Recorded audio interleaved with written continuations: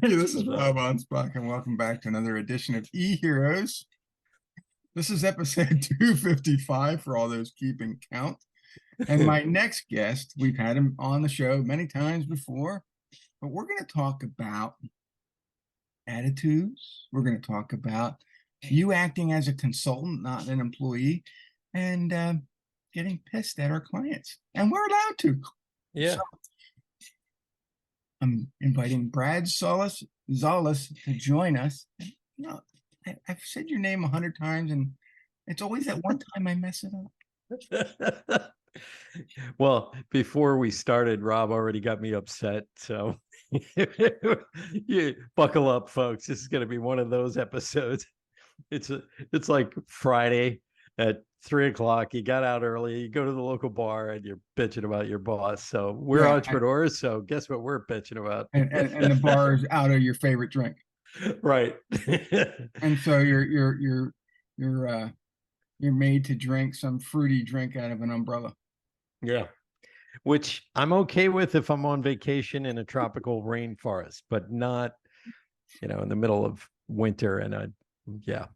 So what were we complaining about? Going to this episode, or coming into this episode, Brad and I both have brilliant businesses. We both do, we both help our clients in some fashion, whether it be design, whether it be website, whether it be consulting. And over the last, I don't know, I think since COVID, yeah, we've run into a lot of entitled customers with attitudes that they think that they can treat us as consultants, as employees, and they'll say, "Hey, here's a little bit of money. You do this work." You're like, "No, I don't even want to get out of bed for that." But right. They have this attitude that they deserve the best, but they don't want to give anything for it. It's like, how can I say it? It's like being married to somebody who is super beautiful and has never had a really bad day in their life. Maybe their nail got chipped or their parents got divorced. And now you got to live with this. This person's never had a job. Their parents took care of them their whole life and they moved in with you. And it's kind of, you're right. It's gotten worse since COVID. And I think it's, people are tight on money, but they have this attitude almost like you need you need my money, you need my expertise. And it's like, no, I can get 3 or 4 other clients right now. I have one client right now. He complains constantly, not once does he ever give me a compliment. Now I hear through the grapevine he thinks I'm a genius, but he'll never tell me that. He gave me a hard time one night because I delivered something at 1 o'clock in the morning. The next morning, he's like, "Oh, procrastinator." It starts getting. He didn't realize that the night before, my sister had just gotten out of ICU, and I was on the phone with her. So I did his project while I was farting around. It's easy, but he's military, so he wants everything on time, and it's like, dude, you need to lighten up. Yeah. I'm delivering your design for an ad on Saturday morning.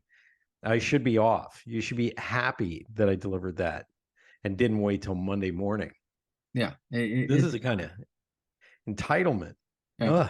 And it's funny because I wrote a book called Rob versus the Entitled. It's in the whole Rob versus series.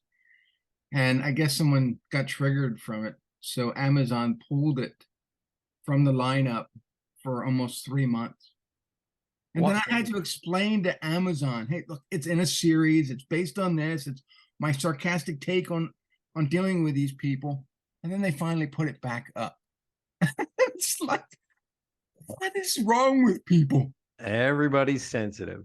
I'm sure somebody's complained about my posts on Facebook, because I've definitely been shadow banned, and somebody will say, well, maybe your content is so great. Hey, I post content for my podcast, and I've had big names on my show, and I'm still not getting tried. I get 6 likes. Come on.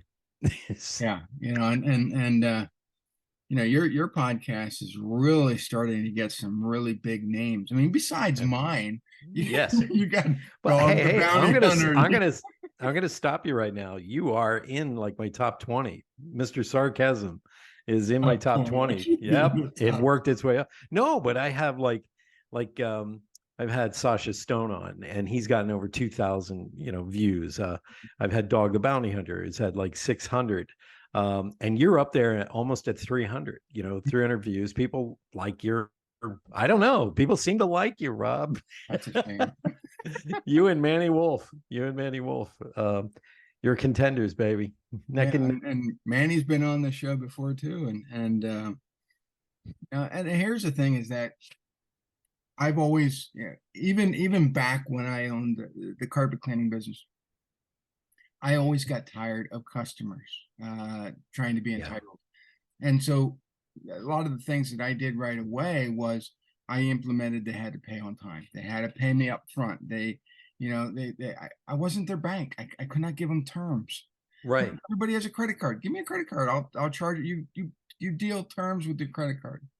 And that seemed to help a lot with I didn't have to deal with collections anymore.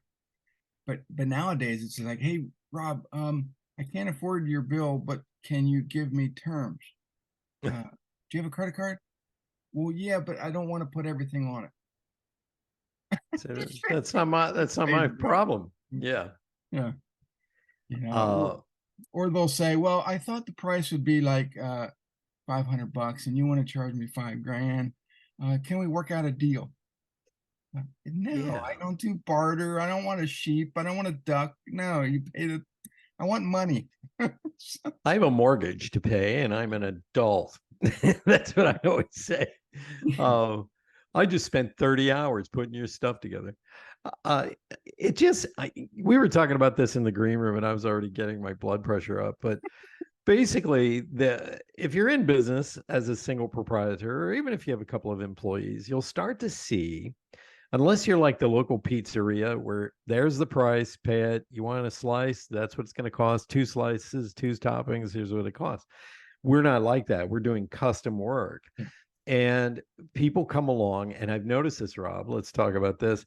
The people who always negotiate or try to negotiate your price down are the worst. They constantly on your ass. They expect to be able to talk to you at 11 o'clock at night. They complain on the weekends. They send you emails.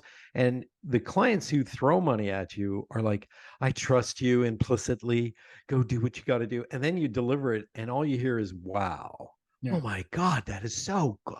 I can't believe that. You made me look so great. Mm-hmm. And I just have never understood why that happens. It's if you don't have the money to pay properly, go to Canva. Okay. And don't sit around and look at me like, well, I'm a designer now, just like you, because they went to Canva. Really? When you pop your meal in the microwave, does that make you a chef? No. Okay. It just drives me crazy. What is going on in this world? There was, and I'm not going to go back to publisher from Microsoft, but it made people have the ability to think that they could create stuff, and that's all fine and good. I spent hundreds and hundreds of hours on publisher. Then I realized, my time's more valuable. I can pay someone else to do it and get a better job. Yeah. Well, I had a client come to me, and it was through a friend, and it was her sister.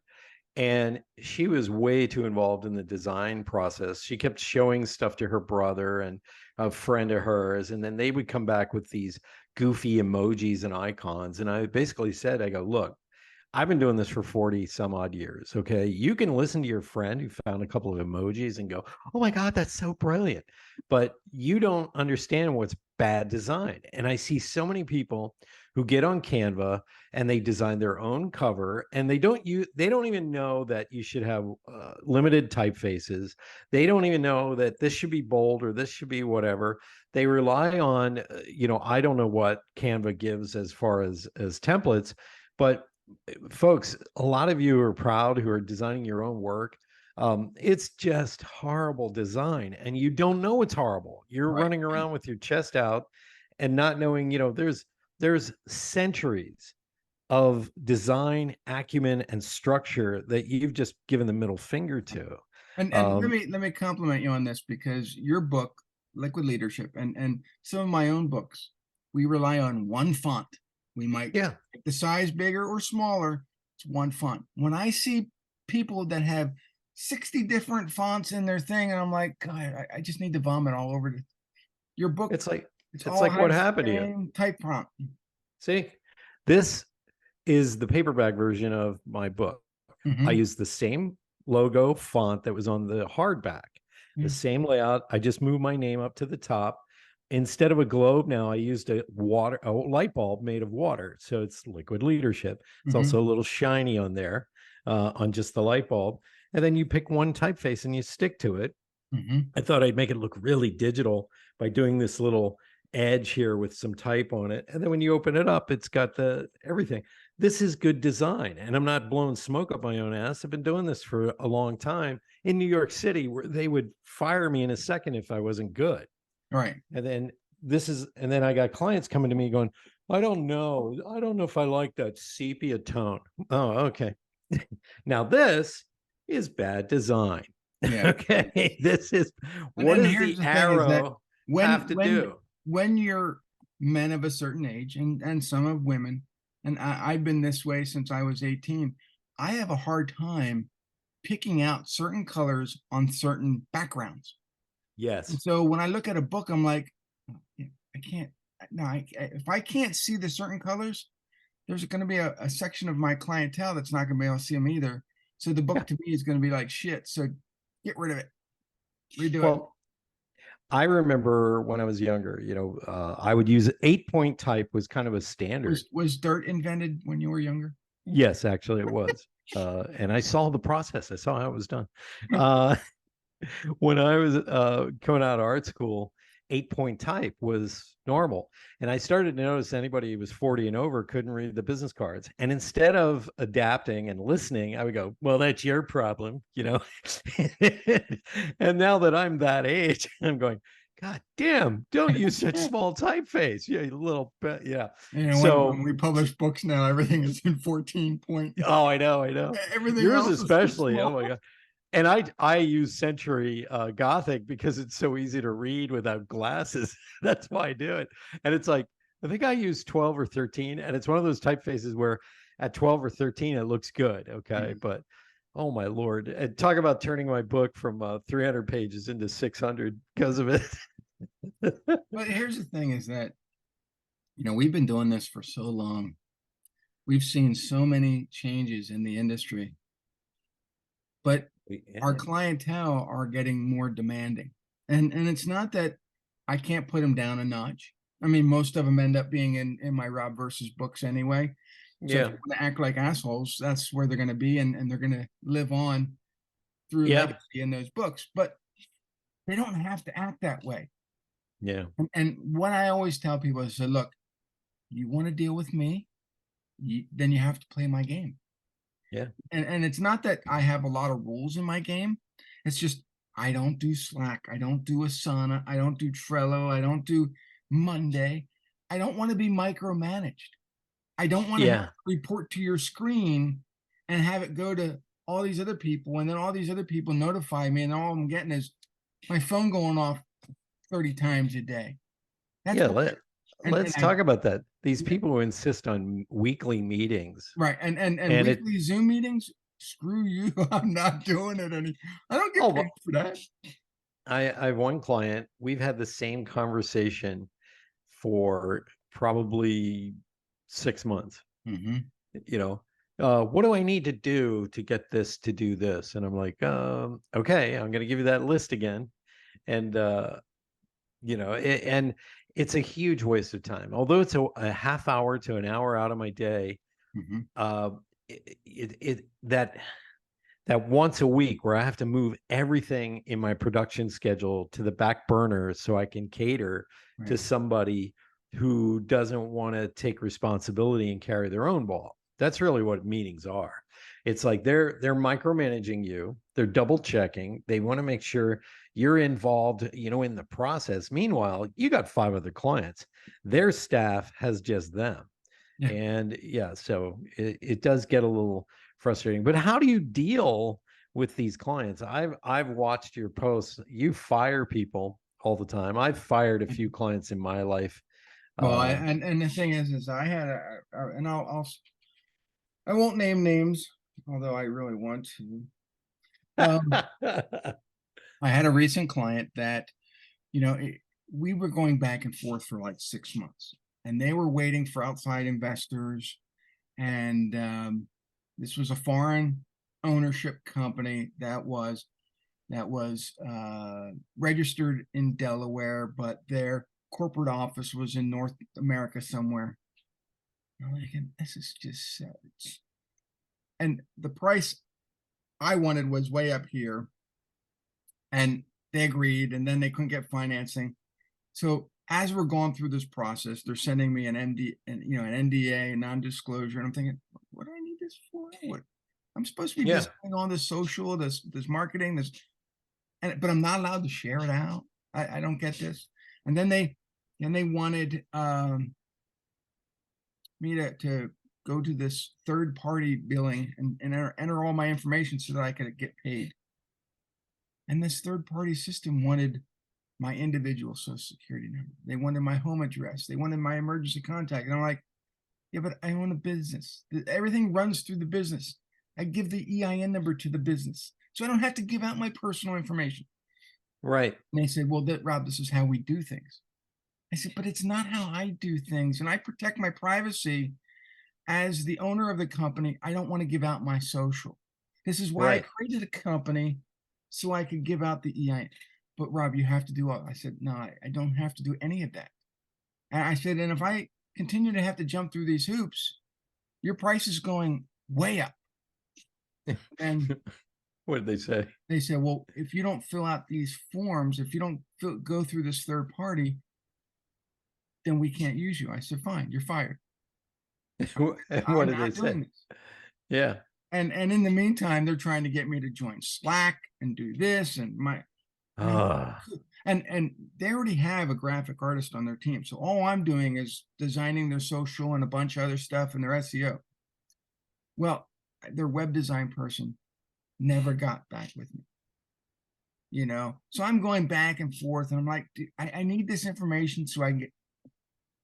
That's like, I know. And I was like, I'm pulling my hair, jumping through hoops, and in the meantime, they're trying to get me to get my social security number, and I'm like, no, this too many red flags.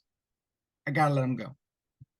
It's already starting off as a bad relationship. Yeah, with it crazy. So I kind of went further than I would normally go with anyone else, because I saw the potential in this customer. I saw what they had, that it could go big.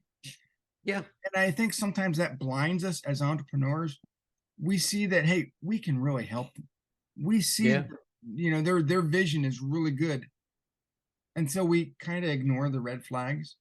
Yeah. And there's that third or fourth red flag that finally slaps us upside the head and says, Rob, what are you doing? Yeah. You can't do this. Back off. And that's what, so I had to let them go. And they were upset. They're like, well, we don't understand your attitude. I'm like, I'm going to give you an attitude right now. It's like they expect you to be desperate. Yeah, I have clients, I have lawyers, doctors, high-level entrepreneurs that if I send them an invoice, pay right away. They don't make me jump through hoops. They've never asked me my social. Most of them haven't even asked me my business EIN number. They just continue to pay me. Yeah. Well, this is this drives me nuts. I mean, I've been at companies as well where, I go to put in an invoice and they want me to fill out this and this. It's like, hey, I am an independent contractor. I have an EIN number, and this is how I do business, and I do business this way because I know the tax code. The tax code says if I have certain write-offs for my business, things like that. And if you don't separate those two, you're not technically a real business in the eyes of the IRS. So you have to do this. Yeah. And if they are in the 21st century, they gotta bring it up to speed as far as I'm concerned. Yeah. I mean, anytime we And have clients, I love working with all my clients, but I agree with you on some level. You can't be so desperate for the dollar that you compromise these things, because they're going to give you gray hair and they're going to give you headaches, and you're going to be working at 11 o'clock at night on a Friday night when you should be spending time with your significant other, right. because this person is so demanding. Meanwhile, they're only paying half your rate Yeah. because they somehow weaseled their way in. Yeah. So, It's, to me, I don't even like the term independent contractor. We are consultants. Pay us for yeah, what we know. Pay us for our experience. This is yeah. why you reached out to begin with. But now you want to treat us like employees. Well, this has always dumbfounded me, because I feel like designers are treated like the starving artist. Like, Mhm. well, what you bring to the table isn't of any value. Really? Oh, okay. I can almost guarantee you will have 20% more sales on your books because of the cover I design, Mhm. because it's going to attract attention. Look at your book covers, they attract attention. When I see people designing book covers and they do, like some crap where you just sit there and you go, who's going to reach out to buy this? You know what I mean? I mean, what were you thinking? Yeah. Did this come back from the designer and you went, oh, wow, look at that? You know, the This isn't about your personal opinion, or that you like little umlauts or whatever, or little symbols. This isn't about personal opinion. This is about what sells. Mhm. And I took a class in college that just changed my whole life, and that was color theory. Mhm. And so they took us into a McDonald's and they explained, do you see the colors they use? And we're like, yeah. It's like, well, these colors will make you eat faster. Believe it Mhm. or not, they have an intention when they do this. Red and yellow together actually make you feel happy And the thing is and that you want to eat fast. McDonald's changed their colors to these earthy tones, to these light Yeah. blues, and people aren't going there now because they're not Yeah, attracted. And exactly. And or here's another thing. Their chairs are only designed to be comfortable for 10 minutes at a time. They literally do research on everything. This is why a Happy Meal this is why a number two combo is almost as much as if you just went to the diner and got a cheeseburger on your own. You're paying for all this research. uh, But I, this I gets took my back to, I took my grandkids to McDonald's the other day, and they have one of these tables that lights up, and you can touch it, and after about 5 minutes, I felt like I was gonna have a seizure. Like, it's definitely not for adults. It drives you crazy. Well, this is what people. I feel like writing a book about this, and that is well, one of the books that influenced me the most is Tom Peters, The Pursuit of Wow. And mhm. he goes through all the corporations that create a wow experience for us. This is why Starbucks is so popular, even though their coffee is way off the charts when it Yeah, comes to expense. yeah, It's because they give you a can't wow stand experience. What's that? Go ahead. I can't stand Starbucks. Yeah, they have an experience, but oh my goodness, it's just so pretentious to me.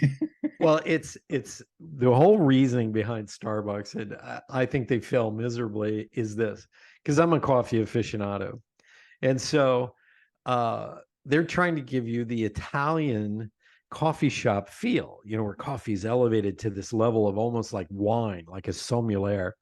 But the reality is they burn the bean when they cook it. When they roast their beans, they burn them.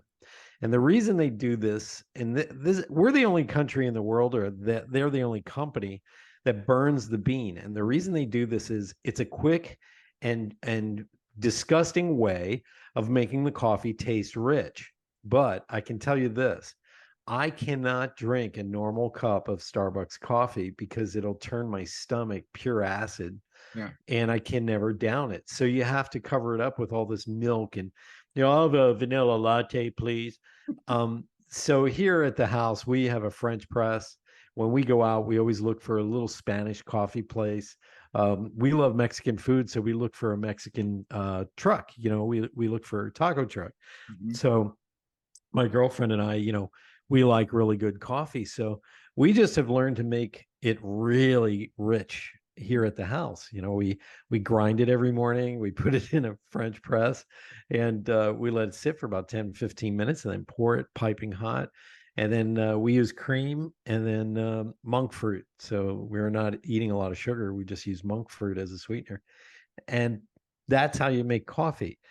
But Starbucks, they've created this mythos behind it. And once you have a perception, and this is marketing, this is our job, folks, every day, is to create a perception in the consumer's mind that makes them go, wow, and they'll pay extra for it. And Apple does the same thing.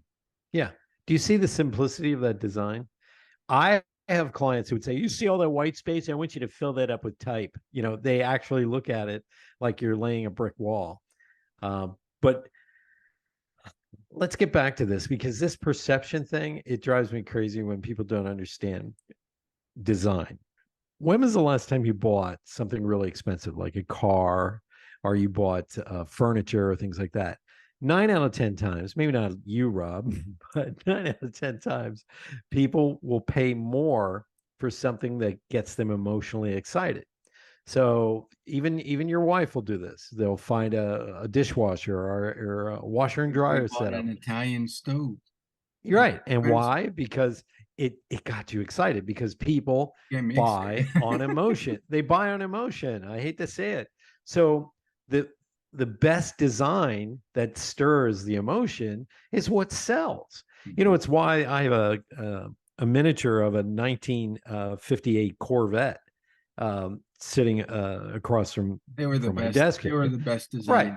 And why do I have that? Because it's an incredible design. It's one of the best designs in the world. And so this is why we buy things. So when you have a company that doesn't put any effort into it. Let's talk about designs for quick, because you have a remote control in the back right there. That was the best design, I think, when it came to remotes, because of the grip, because of the center. Yeah. And you could hold it, and the ones today suck. I can't grip. The little ones? My hands are too big. Oh, well, then they got these switches where the things are on the side, and you're like, you mean this? I don't even like those.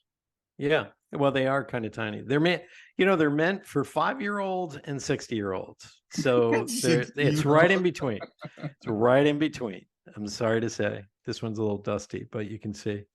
Do you know I've been stopped at airport security with this, because the electronics inside, I didn't remove the electronics. So they're like, what is that? What is he trying to do? Because I cut off this one is not a remote. It's connected. So I cut the wire off and put a piece of black cloth tape over it.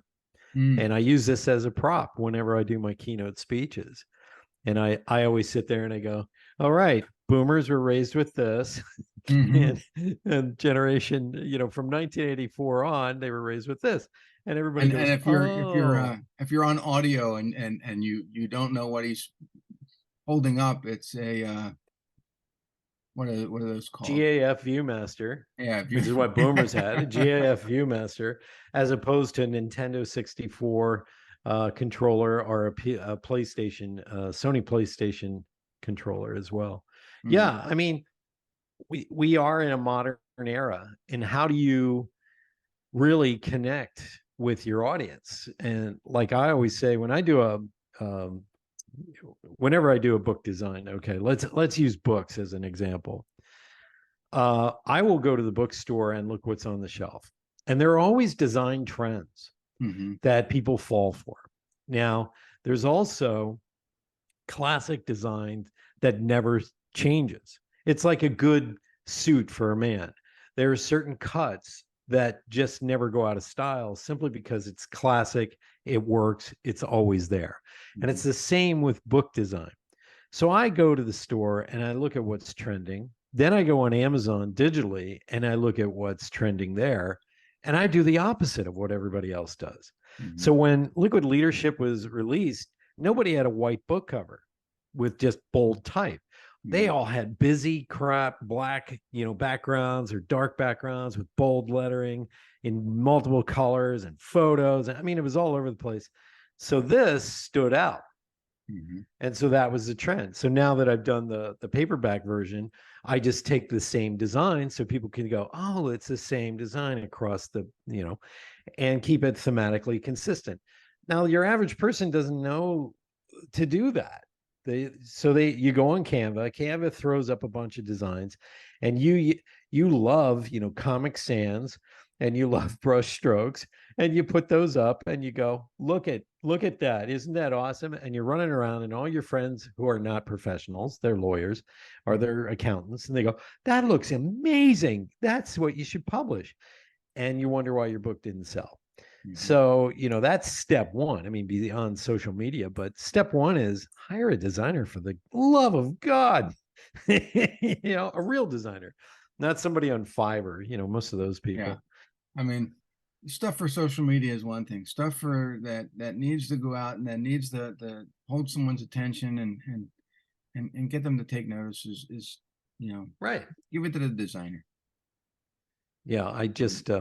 I had a client call me up and she was begging me to do her magazine. And I said, no, I don't want to do a magazine because that's a lot of production. I mean, it's 40 pages even is a lot of production. Mhm. And she came to me a second time. And the reason she came to me is I know the person who was doing her original magazine, and this person claimed to be this, magazine person, and she knows everything, and blah blah blah, and she didn't know anything. And I tried to help her, and instead she got belligerent with me and nasty. And I'm like, look, I've been doing this since 1979. You might want to listen to me. And her design were all over the place, colors everywhere. It looked like she hired 10 different designers to do each spread. Mhm. And the logo, this is the hilarious part, Rob. You're going to love this. From one edition of the magazine to the next, she had a completely different logo. I said, "You cannot do that. What are you doing?" And I let her have it. Mhm. And she will refuse to change the color on the magazine. And then this was the worst part. She came up with excuses. And I kept throwing back to her like professional magazines like Oprah's covers, Time Magazine's covers, Forbes. I said, you're wrong. This is what everybody does. Mhm. And it's just a simple process because right now I finally took over production of the magazine. And I've done the cover for 4 magazines and I've done the interior on 2. And guess what? Her audience has grown, number one. Number two, she now can command whatever price because people pay to be on the cover. She Mhm. now can easily get almost 4 grand just to do an article and have that person on the cover. And it's now, after 2 editions that I've taken control, we're turning it into a real business where she can now sell advertising as well as have a subscription base. Mhm. So this is the other side of this. Your designer shouldn't just be a designer, they should be a creative director. And what Mhm. does a creative director do? They decide not only the whole arc of the control of how the magazine's going to look, they will help elevate it into a business that stands on its own. Mhm. I feel that's our job to not just, oh, look. And that's what people make the mistake with, Rob. They think I just designed a book. They think I just did a cover and I like purple. That's what they think. And the reality is I'm looking at the business end of all this. I'm thinking to myself, where can this sell? How can this sell? Will this design elevate you? Or will it make you look like you're only worth $500 a speech? Let's say you're publishing a book so you can become a speaker. If you're going to do it in Word, please don't call me. You're going to design your cover in Word? What is wrong with you? Now, usually I have and the funny thing is, the first couple books, I said, look, this is my idea, and I would send it out, and they'd come back with, a couple designs, and I'd pick one. But lately, I just let the graphic designer just do it, and they'll come back with one design, and I'll say that's fine, and we just go. Because That's hilarious. and the thing is when you work with somebody for a long period of time, they understand who you are, they understand your style, Yeah. they understand what you want. Um, and that's why my clients that have stuck with me for years, they know who I am. They know what I Yeah. do. They they they they know not to bug me. I think they're afraid to bug you. Probably. But these new clients that are coming on board because they've gotten referred or they saw a post somewhere. Oh, wow, Rob, you don't do things like we're used to. Well, yeah, no shit. And how This is why successful you were you hired in? me. Right. Why were you really successful with your previous SEO people who did what you expected? Oh, it's just yeah, and the whole AI element right now is just irritating me because first of all, you probably weren't that great to begin with as an entrepreneur. And I apologize if that offends anybody that's listening, but AI is not going to help you. Yeah. So you have to understand the basics. You have to understand, how you become a better entrepreneur without AI. And if you want to use AI to assist, that's fine, but don't rely on it for everything that you're Yeah. doing because you will fail. Yeah. Well, at the end of the day, and I love listening to Tony Watley's 365 Driven podcast. Yeah, Tony's been on the show too. He is great, and we became friends I'm through, sorry. yes, we become friends through the years. Him and his wife Lisa, I really admire them as a couple because they met doing ballroom dancing, which I think is hilarious. Um, you can take advice from him. He knows how to woo, as we call it. Us older guys call it wooing. But getting back to Tony, he gives Oh, very and let practical. me tell you, people, wooing is different than woo woo. Yes. The woo woo that other gurus are teaching is BS. You're right. Wooing is, look it Yeah. up. You guys can Yeah. Google Look it it. You up. have You'll it. know it. It's kind of like Glenn Miller's In the Mood was considered a very dirty song in its day because it's about sex. Anyways, Tony on his show, 365 Driven, he not only gives really, really practical advice for entrepreneurs, like we're talking serrated knife edge kind of practical advice right in there. And then the second part of this, which elevates his brand and his knowledge, is he has guests on there that can give you such powerful advice because they're doing it. They're out in the field, they're making money, they're breaking through into the $1 million ring. And then the third thing that really makes Tony the real deal is he is when he takes you on as a client, he doesn't shoot for you to create a business that sits there and you're making a few bucks here and there. He wants you to break through and have that site make $1 million. Mhm. So and this is a guy who built several e-commerce sites back when you had to do it by hand. You didn't have any tools that you can just plug in. Right. So he knows what he's talking about because he did it from scratch. So if I recommend anybody as a business coach or somebody who can build a business from a box, that's the guy I do. And that's really what you need to do in this day and age. You got to stop with it. Everybody wants to do the high ticket items and crap. They never build a business until they did the high ticket coaching. You got to stop listening to people who've never owned businesses. Yeah. Which, by the way, is 95% of professors, the gurus who write. They have all these books out on leadership and business, and all these gurus who are this is how you get high ticket clients.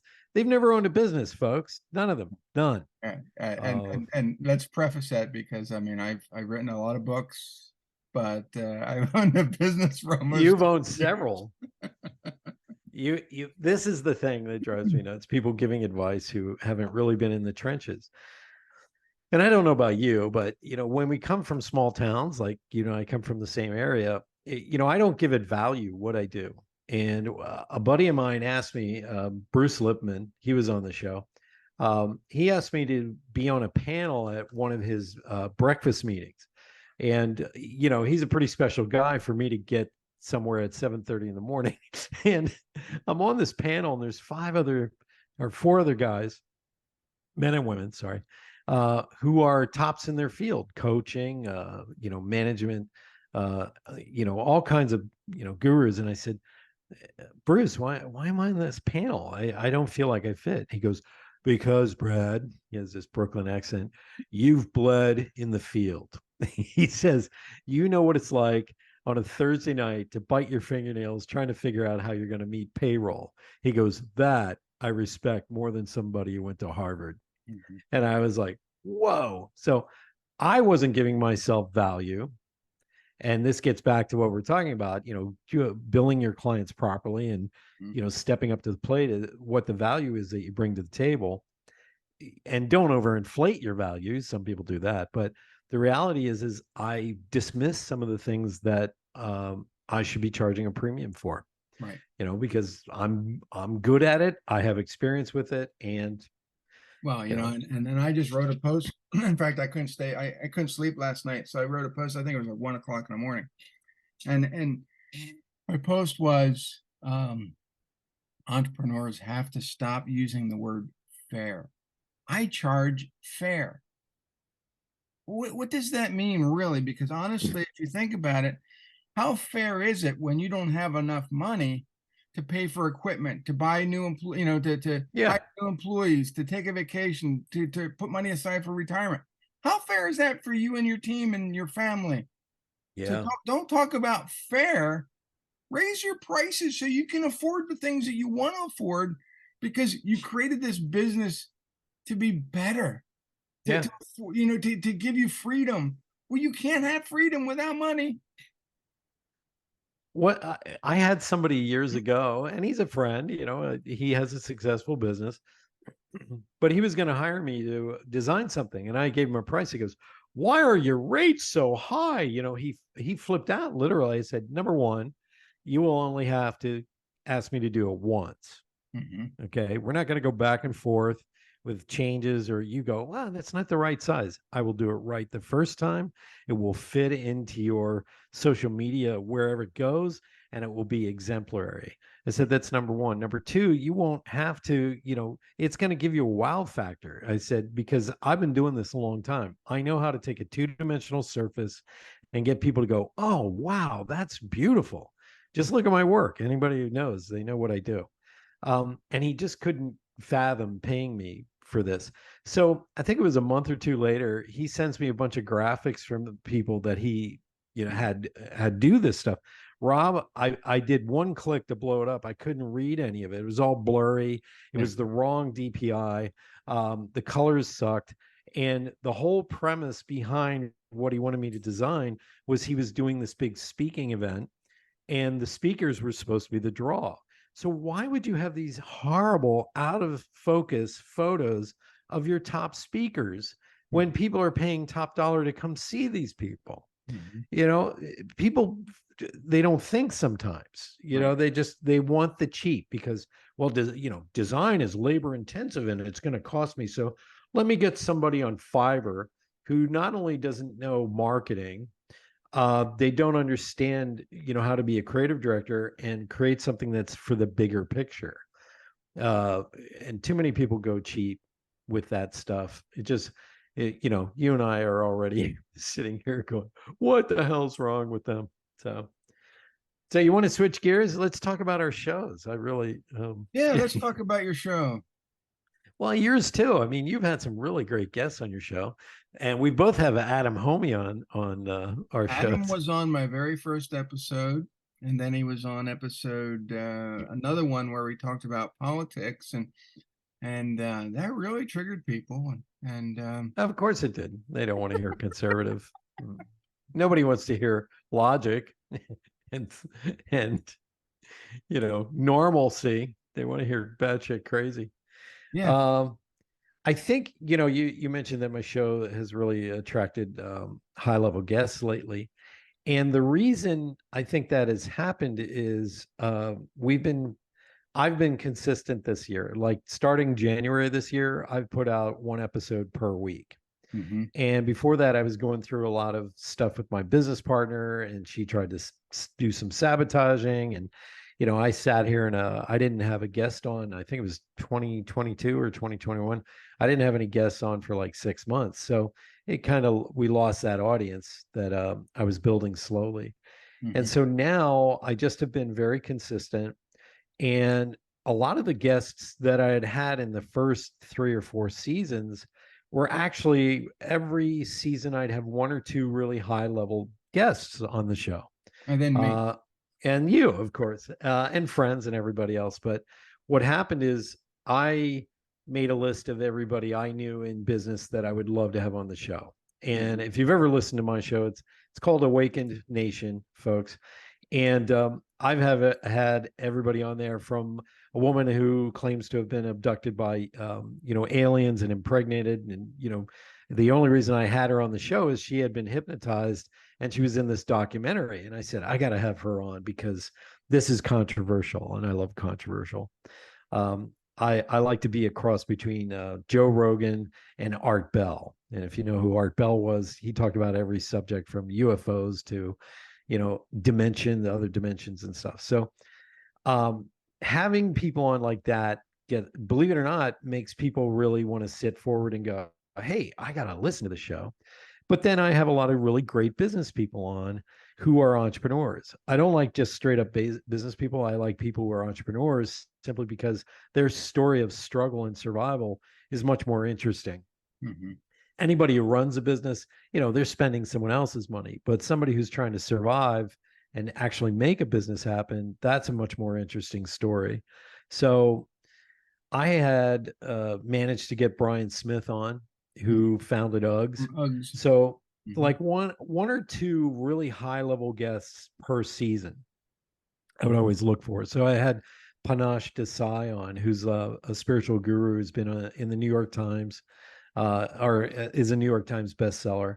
One of the biggest spiritual gurus I always wanted to get on my show was Dan Millman. Mhm. And Dan, he wrote the book, The Way of the Peaceful Warrior, which got turned into a movie. And then this year, finally, this is the odd part. I have a lot of these agencies reaching out to me and saying, hey, my client would love to be on your show. Could you have him on your show?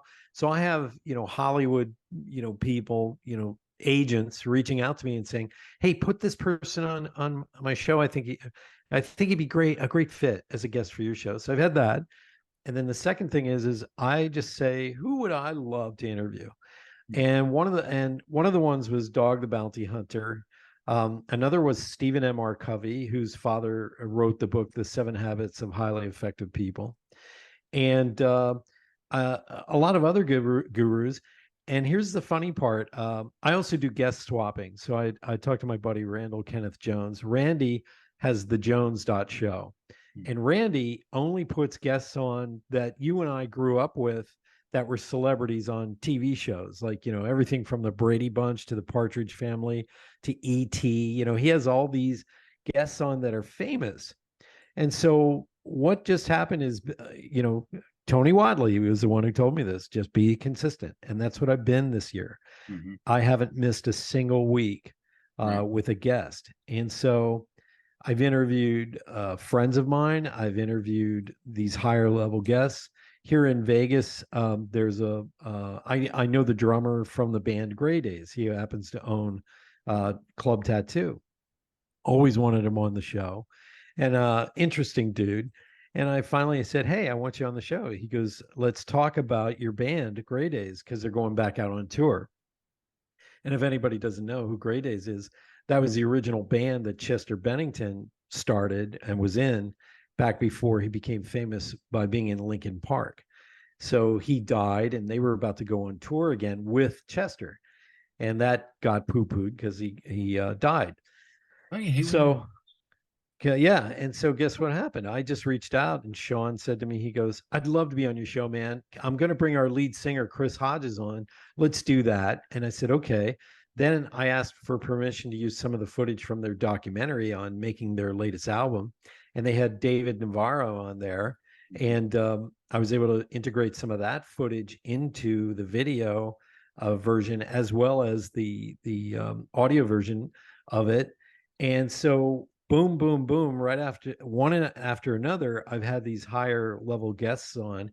And Mhm. now when I reach out to people and I say, hey, I'd like you to be on my show, they take a quick look and they're like, oh, this guy has some really serious Oh, and players then on his show. I had Tony Michaelides on, Yep. and Tony was and you incredible. loved that interview, so you had him on your show.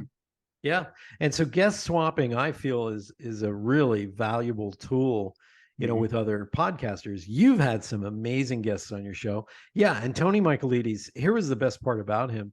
That was the easiest booking I've ever done. You reached out and you said, "Hey, do you want Tony on there?" And I'm like, "Who's Tony?" And he goes, "He used to, do the PR for bands like David Bowie and You too. U2 and Police. Have you ever heard of him?" I'm like, "Holy crap." And so probably one of my not only my favorite interviews because he was just hilarious, great sense of humor, and everybody in America gets suckered in on that British accent, so he was like, "Let me tell you, Brad," and Oh, we just early had a on, great time. I had Les Hewitt on my show, Yeah. and Yes. he was the co-author of The Power of Focus, which then became, it sold like, a bazillion books and, translated into 20 some languages. And I thought, wow, this is cool. But the best part was, yes, he wrote this great book with the creators of the Chicken Soup for the Soul series, but he read my book.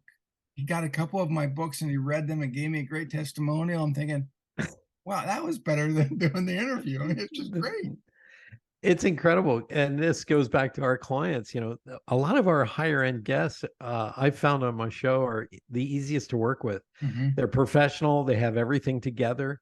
And I've had some very, very surprising interviews with people. Like, I think the biggest surprise I had was Dog the Bounty Hunter. I hate keep bringing him up, but what astounded me is he's a man of faith. His Christianity is something he wears right there on his heart. And his new wife, they talked about how all these weird godwinks brought them together, Hmm. um, because they both lost their spouses to cancer at the same time.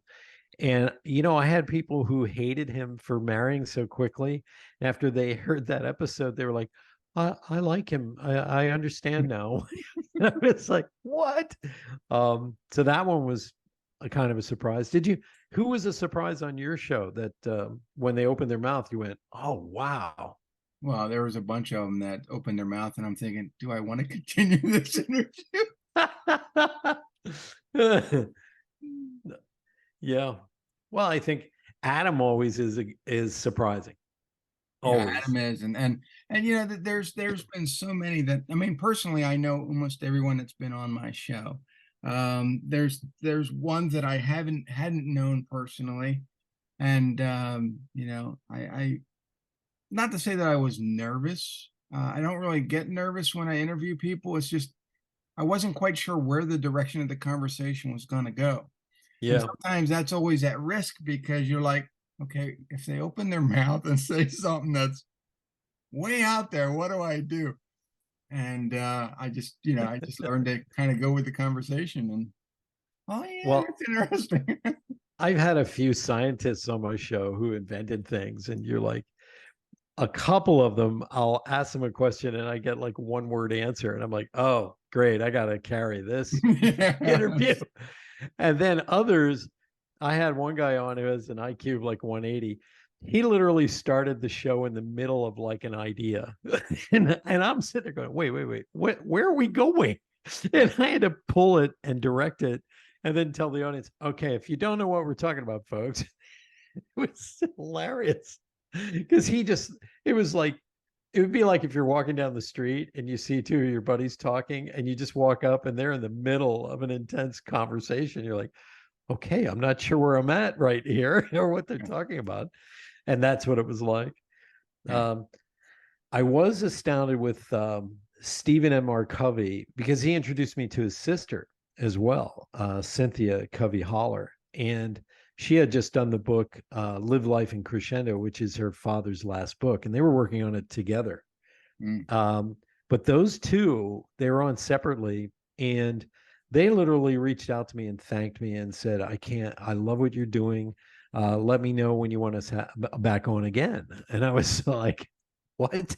Because these are heavy hitters. They're very high up in the business world, especially. But I've been astounded at the people I've met and the interviews I've done. And it Mhm. keeps me kind of humble because when somebody reaches out that is really high up, and they want to do my little show, I'm just I feel blessed. I don't know about you, but I Well, feel like, and the thing is, I wow. don't subscribe to the whole analytics thing. I don't look at my numbers. I don't look at the, and I know a lot of people get hung up on all that stuff. Yeah. I don't have a big production set. I don't have this hanging microphone that comes down, distorts my face. Yeah, we can see that. No, you can't. It's invisible. But I just try to keep things simple. If people come to me and say, "Hey, Rob, I love the show. I know people are listening." Yeah. I don't necessarily need a big global audience, although Yeah. I get clients all over the world and I know that they're listening. But you know what? I do the show the way I want to do the show. Yeah. And I people are like, "Well, Rob, I want you got to do my intro." I'm like, "Dude, your intro is going to take half hour. You got way yeah. too much shit. I don't care. Nobody cares. I always like Just talk." I always like to ask them questions that lead to what's in the intro, because I interviewed Bruce Buffer from the UFC. Mhm. His introduction was so embarrassingly long. I vowed from that moment on never to do that again. Yeah. Because even I think he had just had it written. He was on and he goes, wow, that was long. It's like Yeah. He's like, it's like he even kind of got like, holy crap. shit, that's all made up. Yeah. And yeah, I've had Bruce Buffer on from the UFC, the ring announcer. He was fascinating. He talked about helping his brother Michael Buffer, who's the boxing ring announcer for wrestling as well as boxing. So his brother's something else too. But I've always been astounded at who says yes. That's really what it is. Oh, I'm astounded at people that say no, or they're like, I want the questions, Yeah, up front. or they're like, um, what are your numbers? Who's your audience? I'm like, Oh, you're asking way too many questions. It's either yes or no. I reached out to somebody recently who I really would like as a guest, and their PR people got back to me and said, we're going to assess your show and, what your request is, and then we'll tell you what the fee is. And I'm like, Yeah, fee? yeah. I said, nobody has been on my show I've ever had to pay. They have said yes. I only had one person say no, and that was Lisa Guerrero. And the reason she said no is because she thinks I'm an anti-vaxxer. And this is an investigative reporter who turned me down instead of saying, "Well, why are you an anti-vaxxer?" I'm the son of a chiropractor. Okay, hello. I was raised to understand the science of all this, so she didn't bother to do that. Now I have Laura Logan scheduled. She used to be on 60 Minutes. She's coming up at the end of August, and I've been dancing back and forth with Aaron Barakovich. So those are the biggies that are coming down the road. And then a friend of mine, she's really good friends with Jane Seymour and Damon John. So feelers are out for them. Fingers crossed. I would love to have them on this year for season 6, but if they say no, I'm okay with that too. So, but that's it. I just enjoy interviewing people, and my tagline is a deep dive into the extraordinary. So I almost always ask my guests things that no one else is asking them. Like, how did you overcome alcoholism? That kind of Yeah. stuff. And they're just like, what, Well, I what? just stopped drinking. That's all. Yeah. And I mean, we had one guy on who talked about being addicted to masturbation and, porn, online porn, and how to break that habit. Mhm. And This is that not a was kid show. if you have children, take them into the other room. Yeah. And Yeah. so, but there is one thing. I used to swear a lot on the show. Now I don't. I'm Yeah. trying to control my mouth a little bit more, but it's kind of hard when you have a guest on like Brian Smith, who's from Australia, and every other word. If you've ever They sat down only with understand the F word. if you've ever sat down with anybody from Australia, they're very comfortable with swearing. So the F bomb was every other word. And Mhm. he was like, "Yeah, Brad, it's a great boop question. It's something else. Crikey, Brad. And so I've had him on. I'm listened to in 85 countries, which to me is astounding, because I'm like, why the hell would somebody in Croatia want to listen to me? Yeah. It's like, I looked but the other day and I'm like, all these countries, they're listening to me. I'm like, that's just creepy.